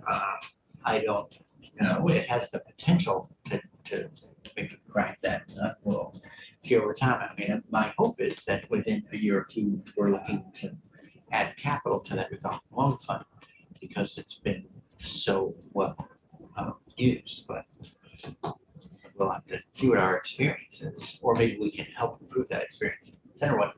Thank you, Chairman Bray. So the 2 points that you've brought up so far, I really appreciate you taking the time to highlight, which is the idea that the PUC should not be defining the low and moderate income standards, that we should do that as a committee. And while I respect that suggestion, I ultimately disagree, because I do think that the designers of the program will have much better information, and it might actually not be a fixed way or metric for each of the different programs. Like I like giving them that flexibility, although I appreciate that that is a concern. And that's just me personally, I don't speak for the committee. But then I did want to ask directly, you noted the split incentive, and I feel comfortable in the bill that we do call out on page 24 as it's currently drafted in section 7 around tasking the equity advisory group to specifically look at the challenges facing renters for equitable access. And I'm wondering if you've reviewed that section and what changes we can make to either support what you're saying or if you were unaware of that section. I was aware of that Okay. section, thank you, but I hadn't read it for a couple of weeks, so thanks for pointing that out. And I think as Maura Collins has suggested that perhaps we could add somebody from the housing industry into that. Okay. Yeah, yeah. So there will be an implementation period where some of these things are not figured out. Mhm. And my work, what I've committed much of my professional life to is housing the lowest income Vermonters. And so during that implementation period,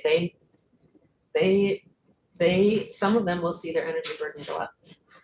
I think there's no, it's not possible to make this bill perfect, so that doesn't happen. So I'm just recognizing the fact that that's going to happen. We should talk about it. We get, just as I've heard testimony about trying to make this bill perfect from maybe some environmentalist point of view. It also can't be perfect on our impact on mostly low income Vermonters. But let's talk about it and let's assess it. Maybe the part of the role of this equity group will be, and one of my suggestions is that there's a check-in period, like 2028, or you choose the year where there is a assessment of what's happened, right? 2, 3, 4 years into this. And I think, so thanks for that. It's not quite the right term, but I've ended up using, so I'll stick with it, that the program needs to be very self-aware. That there is a very active tag anticipated with regular reviews of outcomes so that we can grow and adapt the program over time, because we know no program ever gets it right from the get-go. And so I think we're kind of be humble enough to acknowledge that and say we're putting our best foot forward, but we need to make sure there's a mechanism in place, not just good wishes, or good intentions, but there's a mechanism in place to make sure that we pay attention and look at things like you're bringing down. Yeah, it's a very complex program, and I don't know if you have time, encourage you to talk with, maybe someone from the CAP agencies with their weatherization programs, or I know NeighborWorks of Western Vermont with their heat squad. Because when you apply this to, I spend all my time thinking about buildings and our renters living in those buildings. When you apply it to some real world cases, there's going to be some buildings, some households at the back of the line, and while they're waiting there at the back of the line and may not be able to get off fossil fuel, their energy burden is going to go up. And that's the balance, right? We've said we need to have greenhouse gas reduction. This is the goal we've set for greenhouse gas reduction. And this is the impact. And Do we feel good about that? Do we strike the right balance?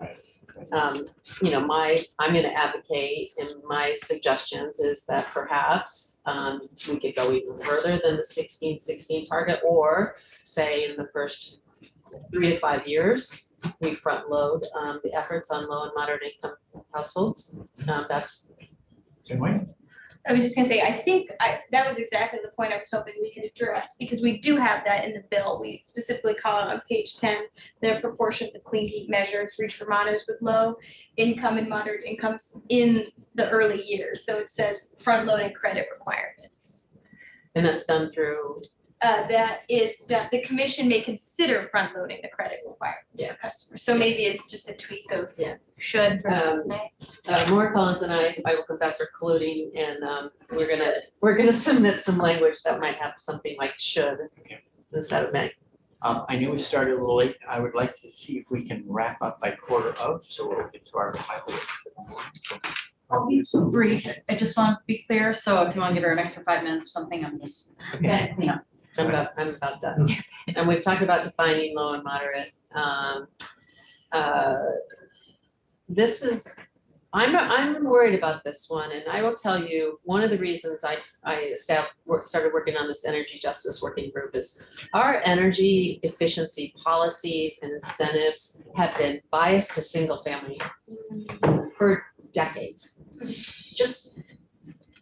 Just as we have zoning that's biased for single family, and you know, when you talk about equity, when that's the way a program has been structured, and it's easier to get to the single family homes that leaves behind the rental household. So should we, in addition to the 16 say, because as I understand it, there's going to be a marketplace for these credits, and where your dollars can get the most greenhouse reduction, the easier ones are going to happen first. I mean, that's just the marketplace.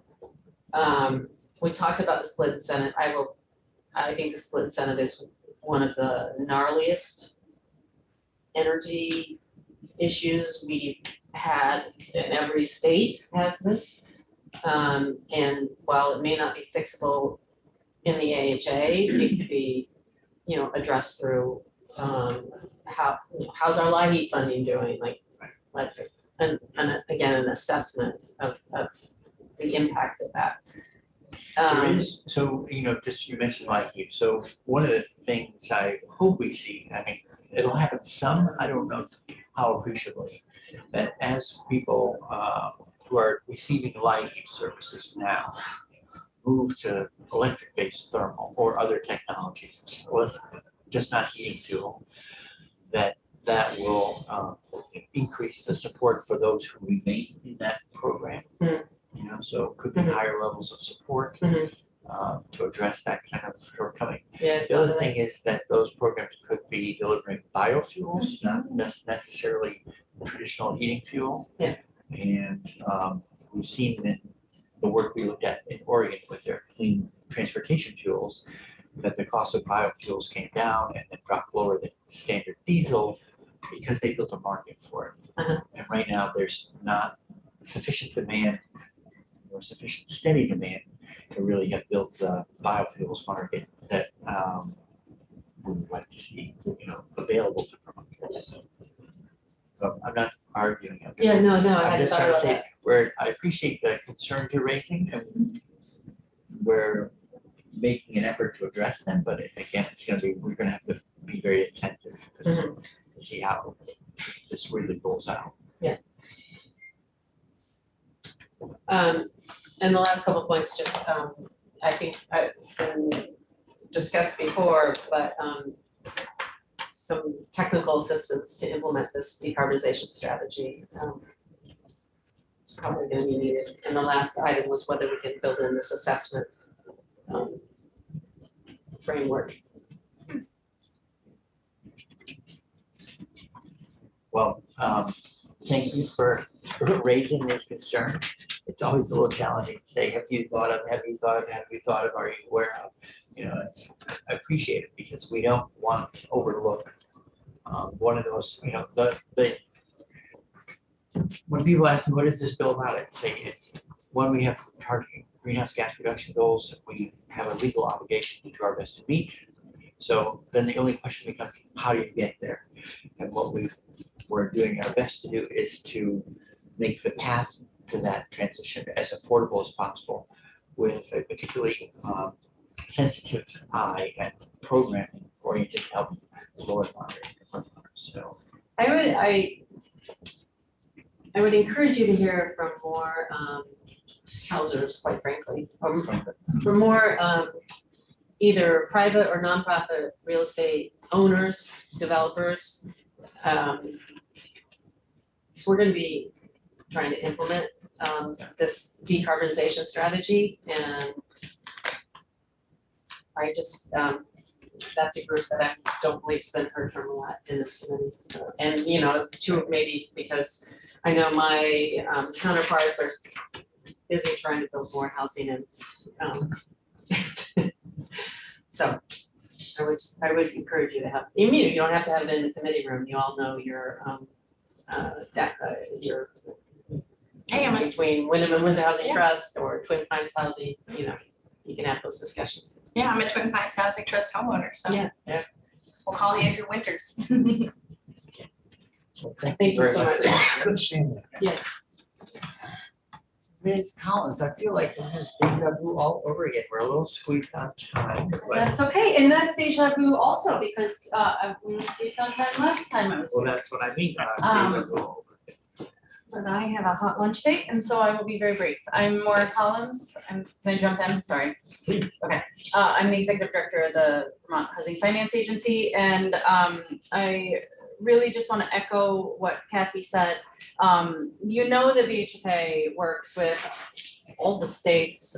We'd love to work with every single housing developer in the state.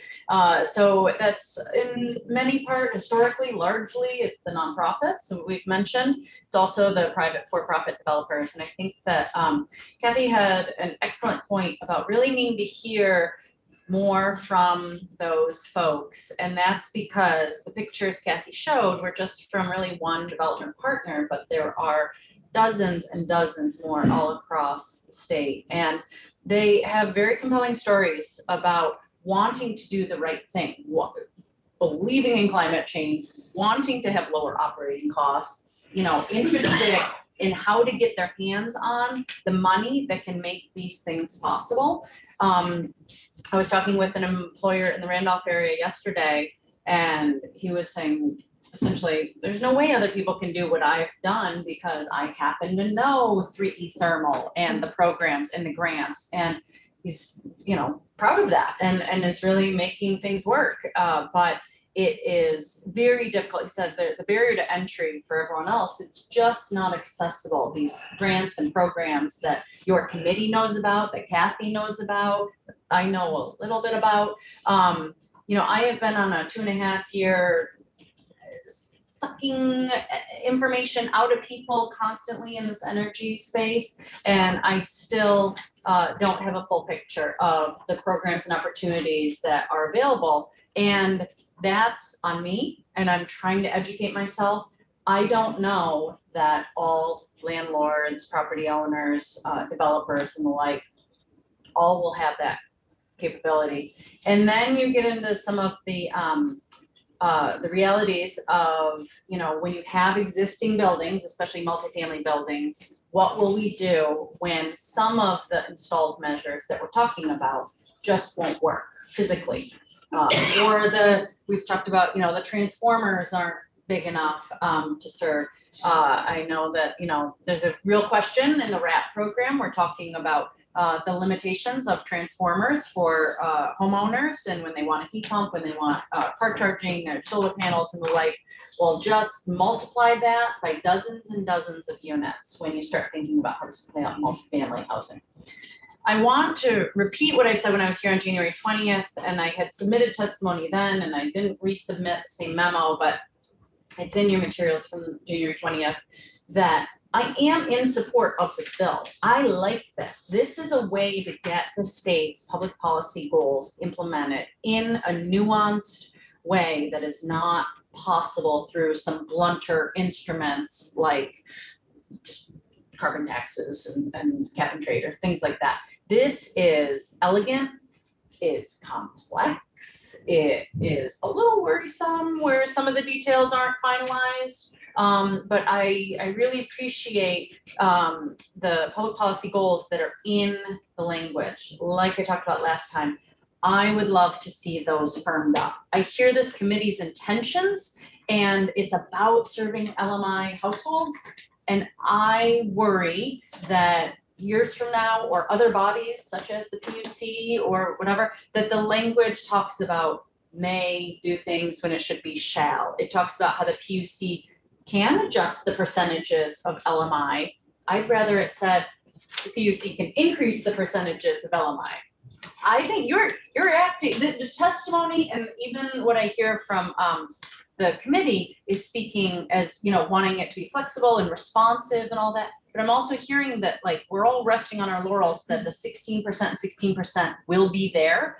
Right now it says the PUC can change that. So I just want to be clear that the language now, they could go down to 2% and 2% or 0 or something. So, you know, these are the tweaks that we can follow up with. I just love PUC can change it to be PUC can increase it. So we're heading in the right direction. So I'll make sure that we recirculate your January 20th. But that didn't have the I can send you the wordsmithing. That was really more of a memo advocacy piece, and I would love a moment to, you know, confer with Kathy and the other developers in case you don't have a lot of time to hear from them directly, that to make sure that there's broad consensus among housers on this. Senator White. Thank you, Chairman Bray. So just so I understand, this is the section you're talking about, and I guess we'll see it later. What I'm reading is the design shall. I was looking at So each obligated party shall retire at least 16% from customers with low income and 16% from customers with moderate income. So I was in, are we still in 8124 Part D? I'm in. Because I'm looking at clean heat standard compliance. I'm in equitable distribution of clean heat measures. Yeah, no, that's true. Yeah, subsection D. So then going down to Section 5. 2. Oh, okay. I was reading section 2. That's okay. Yep. So yep, I see the shall retire into under 5. It says, in order to best serve customers with low income and moderate income, the commission shall have the authority to change the percentages established in subsection 2. And I want that to be, they can increase the percentage of subsection 2. Like I said, in support, I think there's ways we can just firm it up. And we have been listening to testimony, and I think, you know, the section above that, part 4, it says the commission may consider front loading the credit requirements. I'm proposing to say the commission should front load the credit requirements for low income folks, and honestly drop out moderate income for the moment. But I don't know, because we haven't defined it. And so to go back to what Kathy said, if we knew that moderate income was really serving what I call low income folks, then that edit may not be needed. But right now, PUC may define moderate income. I mean, we're running moderate income housing programs down the hall when I'm in housing testimony. And I'm being told that moderate income is 150% of AMI, and folks are mad at us that we won't go up to 180. So this is the world I live in, that moderate income is 180% AMI. I don't hear that this committee is intending to go that high with this, but I don't know because it's not defined. And so until it's defined, VHFA is going to push you all to do things you may not be comfortable with, because I don't know, I have to protect, because I don't know who we're talking about. But if we could just say who we're talking about, then all of a sudden I might sit back and go, I'm your biggest fan of this bill because you've set moderate income at, I'm gonna say 80% of area median income. And I am so happy with that, that I feel like the people VHFA is here to serve are well protected by this bill. But without that definition, I work with all these middle income programs, and moderate income is pretty moderate these days. So when you, realize it's about how high it ends up going. So are you proposing that you would cap moderate income? Anything in excess of 80 is no longer moderate income?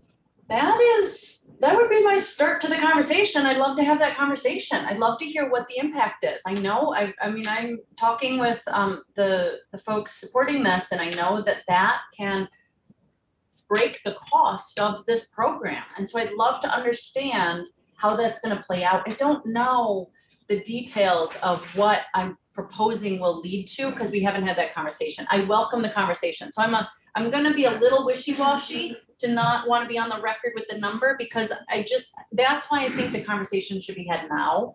Because if we have it later, I get nervous. I'm sorry, I wish I were more trusting. Yes. Senator McDowell, Senator Watson. When you have the conversation, is it gonna be adherence within appropriations? That's what we're not talking about. Okay. You're a little more accessible. You're a little more accessible. I don't spend a lot of time in appropriations, and I think if this is rush testimony, you know, that's pretty quick. Well, that's when. Yeah. When we collectively become squeamish. Yeah. So we want to have it both ways. Yep. You want to have it one. Senator Watson. So I could just use a recap on, and maybe this is a question for our other committee members, I'm not sure, but my understanding is one of the reasons we have to find it is because there are different programs that use different definitions. And is it easy to just outline like this program uses this definition and this program uses this other definition? Because it would be good to, like, I think if we define it, then we're like leaving somebody out. Yep. But it would be good to know who we're potentially looking at. If I were to define that for you and follow up with you, I'm guessing that from a housing perspective, we'd end up with a 3 to 4 page memo. And it'll be more complicated because while one program may set an income threshold at this point, we layer programs together. You don't go to one program to fund housing. Yeah. You need usually 6 or 7. And so different numbers of units have different income levels. The compliance is a bit mind-blowing. And all of that is separate from the energy compliance, income levels, and all that. So that's why I'm hesitant to be overly simplistic with a number and just do 80% because it matches up with this thing, and this thing is the biggest elephant in the room, and so that makes sense. There's not an elephant in the room. There are tons of spinning Tasmanian devils in the room, and so it's complex. And just, I know I'm running out of time, but the last thing I wanted to say is that this is complicated. Kathy really spoke to the difference between single family homes. I'm sorry, I should put it this way, between rental housing and home ownership housing. 1/3 of our rentals are in single family homes. So we can't really use that structural term, but we also know that 22% of our homes in this state are multifamily. And another 6% are manufactured homes, mobile homes. So that's 28% of our housing stock. Now, right now, as written, I do not see being adequately served by what we have in the bill right now. I continue to be worried about them.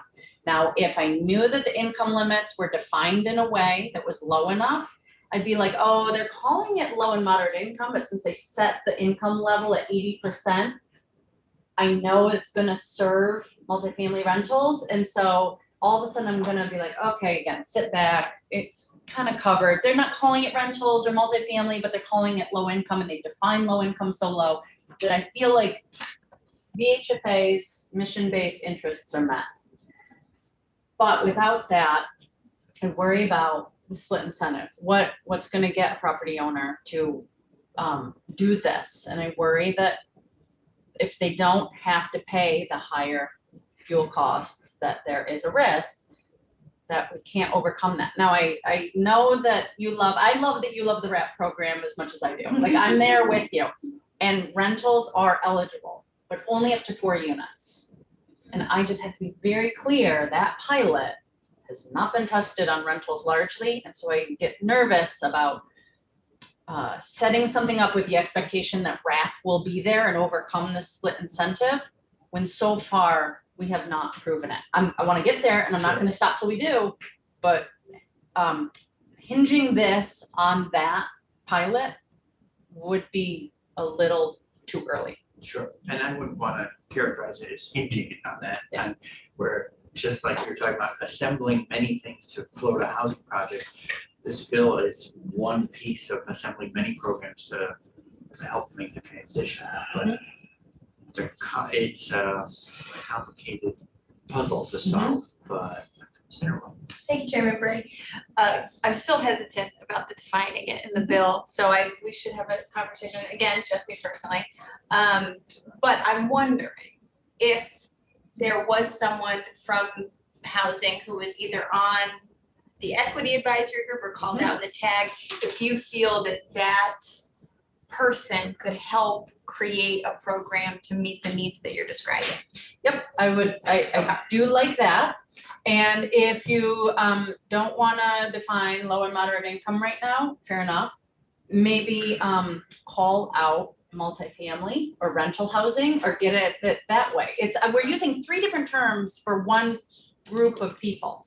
And so if you wanted to say that 16%, and 10% go to multifamily rental properties, something, or, maybe those percentages need to change, something. If they were called out and we knew what, and I'm coming up with this on the fly, I'm just saying that's what I'm here to do. The last thing I want to say is, despite the fact that I'm bringing these tweaks, I do believe in this program. I do think this is going to help us reach these goals. The HFA is a mission-driven advocacy housing organization. I got to be here to shout from the rooftops about the impact on housing. And there's been so much testimony from fuel dealers, utilities, environmentalists, and the like. And you've heard from me twice in a shortened amount of time, and Kathy quickly today. And I do not think that that's enough to really understand what the impact on multifamily rentals is at this point. Now, if that happens outside of committee, that's great, but I want to call out that I think that the practicality of how this is going to play out on existing multifamily buildings is not fully been discussed from what I've heard. But I don't listen to every sentence they'll say either, I gotta be honest. Your YouTube is not that. So, thank you for coming back in, and thank you for reaching out so that we learned more today, and clearly there's a let's learn some more piece to it. It would be helpful to the committee because we're shifting to markup later this week and next. The goal is to have the bill out next week. We are the originating body, so there's the potential to do work downstream and House side. But if you can revisit your memo or suggested language that say, based on this conversation, here's how I might frame it up today. Would be helpful to go through that again with you. I also I never like to bring problems without solutions. So I think Kathy and I can work together to play matchmaker. Maybe, I know you already know your local housing development nonprofits, but there may be other developers we can put you in touch with and, really send around some little mini case studies about, here's a building in your district that we're a little nervous may not be a great candidate for the installed measures that this program success relies on, or is assuming. Yeah. Well, we're not going to just assume the best. We'll aim for the best and try to have a plan that helps us get there. We'll look forward to your email. Yep. Thank you for collaborating on that, and we'll keep on looking. I want to apologize to, I got a note that we have run out of time for the morning, so our witness from Global, we need to reschedule with apologies. Sometimes you're in the thick of it and it's just not possible to pull the plug in and move on. Or can we just change the definition of the amount of time? We Get on this track.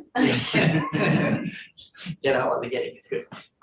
So we'll, again, Mr. Johnson, if you can extend apologies to the committee, and we'll reschedule at Mr. Hackett's convenience. Love to hear from him. make sure that can happen. So thank you, committee, for another busy morning of learning. And with that, we are adjourned.